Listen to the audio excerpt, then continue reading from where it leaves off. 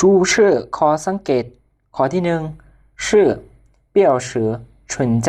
การแสดงถึงการดำรงคงอยู่ด้วยชื่อเมื่อเราแน่ใจว่าบุคคลหนึ่ง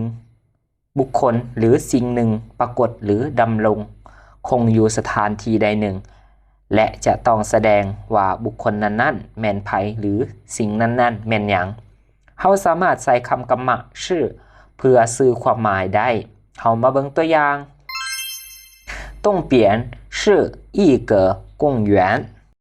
ทิศตะวันออกแม่นสวนสาธารณะ下边是银行ข้างหน้าแม่นธนาคาร我下边是马克ทางหน้าของข่อยแม่นไมเคิลมาที่ข้อที่สองเนาะต้องสือจงเตี๋ยสองคำกรรมะสอนสองรูปการสอนของคำกรรมะสองพยางค์แม่นมาเบิ่งตัวอย่างเนาะมี A B และก็ A B A B ตัวอย่างที่หนึ่งเข้าลุย A B A B เหมือนเข้าลุยพิจารณาเบิ่งก่อนตัวอย่างที่สอง学习หรือ A B A B เหมือน学习แม่นเรียนไปก่อนหรือว่าเรียนเบิ่งก่อนความหมายมันเนาะเรียนซีฝึกเรียนซีฝึกเบิ่งก่อนเนาะหรือฝึกไปก่อนข้อที่สามฟังเว่ยสือบวกเปลี่ยนคำบอกทิศทางเปลี่ยนมาเบิ่งตัวอย่างเช่นเปลี่ยน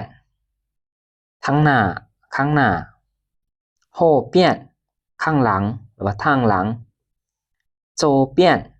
ข้างซ้ายหรือว่าทางซ้ายโยเปลี่ยนข้างขวาหรือว่าทางขวาช่างเปลี่ยนทางเทิงเชี่ยเปลี่ยนทางลุมต้งเปลี่ยนทิศตะวันออกชี่เปลี่ยนทิศตะวันตก